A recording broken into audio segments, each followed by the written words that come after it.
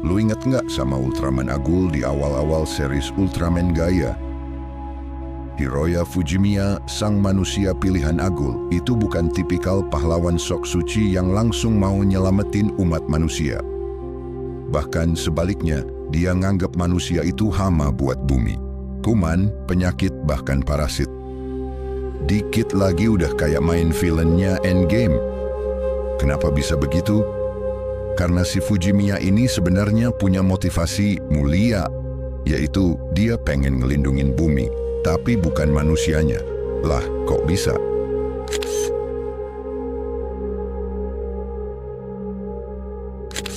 Kalau lu pikirin lebih dalam, alasan Agul bisa dibilang masuk akal. Coba deh kita tarik ke kondisi dunia nyata sekarang. Laporan dari IPCC, Intergovernmental Panel on Climate Change, nunjukin bahwa perubahan iklim makin parah, dan itu 90% lebih disebabkan oleh aktivitas manusia. Greenpeace juga pernah nyebut kalau manusia tuh kayak zombie konsumtif, terus-terusan ngerusak alam lewat deforestasi, limbah plastik, eksploitasi sumber daya, you name it. Bahkan, menurut data World Wildlife Fund, WWF, lebih dari 69% populasi satwa liar menurun drastis sejak tahun 1970. Lagi-lagi, gara-gara kita-kita juga. Jadi ya, bro, kalau Agul bilang manusia itu kuman buat bumi, itu nggak asal jeplak doang. Ada data valid yang ngebelain ideologinya. Nah, di awal cerita, Agul tuh pengen ngelindungin planetnya, bukan isinya. Mirip banget sama ekofasisme, sebuah ideologi ekstrem yang bilang, demi nyelamatin bumi, manusia harus dikorbanin. Serem sih, tapi kalau lu baca-baca tulisan Martin Heidegger, filsuf asal Jerman, dia pernah ngomong soal gimana manusia itu udah terlalu jauh mengeksploitasi alam, dan lupa bahwa kita cuman bagian kecil dari alam itu sendiri. Jadi bisa dibilang Agul itu Heidegger banget. Tapi jangan salah bro, Agul bukan psikopat yang mau semua manusia punah begitu aja. Di balik sikap dinginnya, dia tuh kecewa. Kecewa sama umat manusia yang selalu mikir dangkal, rakus, dan egois.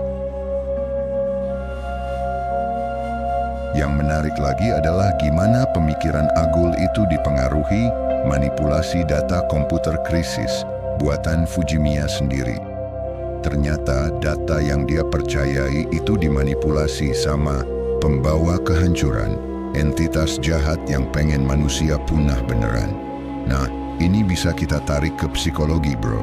Leon Festinger, ahli psikologi sosial, pernah ngenalin konsep cognitive dissonance.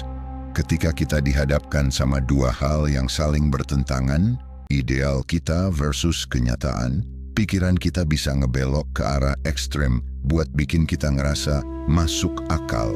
Kayak kita-kita juga kadang, pas lagi down, kita nyari info yang ngedukung pikiran negatif kita, biar kita ngerasa gue nggak salah kok. Padahal ya bisa aja lu lagi kejebak manipulasi kayak si Agul. Setelah sekian lama anti sama manusia, Agul akhirnya sadar, melindungi bumi nggak harus berarti menghancurkan manusia.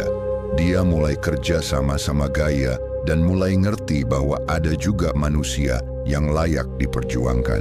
Ini ngingetin gue sama teori Abraham Maslow soal self-actualization. Setelah ngelewatin fase denial dan konflik batin, seseorang bakal mencapai titik di mana dia benar-benar ngerti tujuan hidupnya.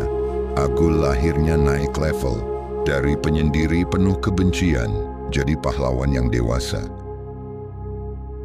So, gimana nih kaitannya sama kita sekarang?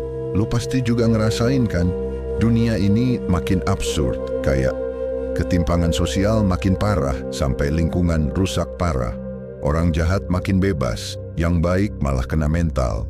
Kalau di Indonesia tuh ada nepotisme, main tangan aparat ke mahasiswa yang demo damai. Sampai aturan-aturan bodoh bin nggak nyambung dari pemerintah. Kalau di luar, seperti penjajahan yang dilakukan para pihak bersenjata yang berusaha mengambil tanah dari sang pemilik aslinya, yang dimana pelakunya dan pendukungnya adalah manusia sendiri.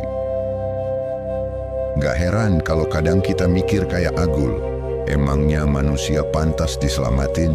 Tapi ya itu dia bro, Agul pun akhirnya sadar, solusi bukan dengan menghancurkan, tapi memperbaiki dan merevolusi bareng-bareng. Kita pun bisa mulai dari hal kecil seperti ngurangin sampah, gak konsumtif dan peduli pada sesama. Walaupun susah buat benar-benar bikin bumi jadi tempat yang lebih aman. Agul di awal emang kelihatan lebih radikal. Tapi kalau lo gali lebih dalam, dia cuma cerminan frustrasi kita semua terhadap dunia yang rusak ini. Ideologinya memang ekstrim, tapi muncul dari luka yang valid. Dan walaupun gaya yang menang di akhir cerita, Agul lah yang ngajarin kita buat mikir 2 kali.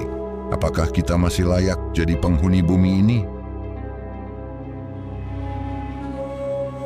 Thanks banget udah dengerin konten ini sampai habis. Yuk bareng-bareng kita semua terus belajar, mikir, dan bertumbuh dari Toku. Jangan lupa like, subscribe, dan share kalau lo ngerasa video ini punya makna yang berarti. See you di next content.